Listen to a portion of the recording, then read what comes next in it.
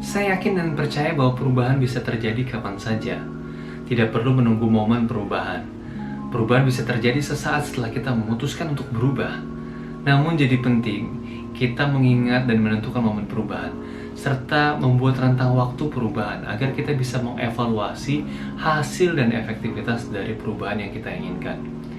Nah, biasanya awal tahun dan akhir tahun itu menjadi momen untuk mengevaluasi perubahan serta menentukan target perubahan ke depannya, yang biasanya kita sebut sebagai resolusi tahun baru.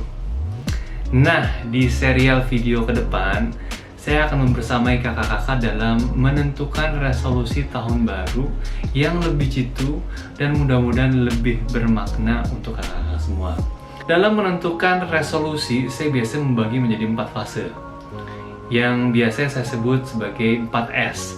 S yang pertama itu adalah self-reflection, kemudian yang kedua setting goals, yang ketiga self-motivating, yang keempat adalah stay focused and consistent. Nah, di video kali ini saya akan membahas tentang self-reflection. Apa itu self-reflection, kenapa kita harus self-reflection, dan apa saja pertanyaan coaching yang bisa membantu kakak-kakak semua dalam self-reflection. Self-reflection adalah kemampuan kita melihat diri kita, melihat apa yang terjadi, serta kemampuan kita dalam mengambil makna dan pembelajaran dari kegiatan-kegiatan yang sudah kita lalui. Self-reflection ini menjadi penting, tidak perlu menunggu akhir tahun atau awal tahun. Setiap saat kita harus bisa melihat, mengevaluasi, mengambil pelajaran, serta memaknai setiap kegiatan-kegiatan yang kita lakukan. Kalau kita tidak melakukan self-reflection, ini akan menjadi bahaya. Karena apa? Karena kita akan over-optimis. Biasanya kalau misalkan kita membuat resolusi tahun baru, itu optimisme itu sangatlah tinggi. Kita tahun depan pengen A, pengen B, pengen C, pengen D, tanpa kita melihat atau mempelajari bagaimana pola kita di tahun-tahun sebelumnya.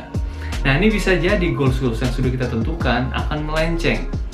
Dan yang lebih gawat lagi, melencengnya kita sama goals itu menjadi habit dan budaya, sehingga kita tidak punya dorongan lagi untuk mencapai goals yang kita inginkan. Jadi menggampangkan, ya udahlah, kalau saya nggak mencapai goals, ya nggak apa-apa juga. Nah, ini yang akan jadi bahaya. Oleh karena itu, self-reflection ini menjadi fase yang sangat penting bagi kakak-kakak semua dalam membentuk atau menentukan resolusi tahun baru. Lalu apa saja sih pertanyaan yang bisa membantu kakak-kakak dalam melakukan self-reflection? Yang pertama, apa saja achievement dan hal baik yang sudah terjadi di tahun ini? Silakan kakak-kakak merenunginya, memikirkannya, dan silakan kakak-kakak merasa bangga dengan achievement yang sudah kakak dapatkan. Baik, pertanyaan yang kedua, apa hal yang belum maksimal, yang belum tercapai, yang masih bisa dikembangkan? Silakan kakak jujur pada diri sendiri. Apa hal yang belum tercapai, baik dari dalam diri, karir, keluarga, society. Nah, silakan Anda renungkan. Pertanyaan berikutnya, apa pelajaran yang bisa Anda ambil dari kegagalan dan hasil-hasil yang belum tercapai di tahun ini?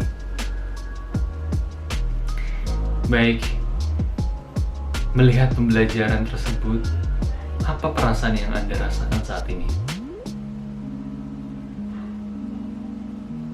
Dari pembelajaran dan perasaan yang Anda rasakan saat ini, bagaimana Anda melihat peluang di tahun berikutnya?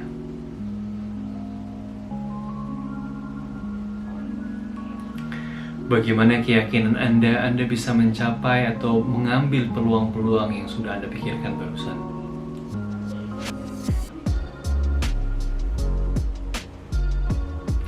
Baik, itu tadi pertanyaan-pertanyaan coaching yang bisa Anda jawab, yang bisa teman-teman renungkan, yang bisa membuat teman-teman self-reflecting terhadap pencapaian tahun ini. Sehingga teman-teman punya bahan untuk apa? Untuk bisa ke fase berikutnya, yaitu goal setting. Oke, jika Anda mendapati video ini bermanfaat, silahkan tekan tombol like, subscribe, Dan silakan bagikan video ini ke teman-teman Anda sehingga kita semua bisa menempatkan resolusi tahun baru yang jitu dan lebih bermakna untuk kehidupan kita. Sampai jumpa di video berikutnya. Sampai jumpa.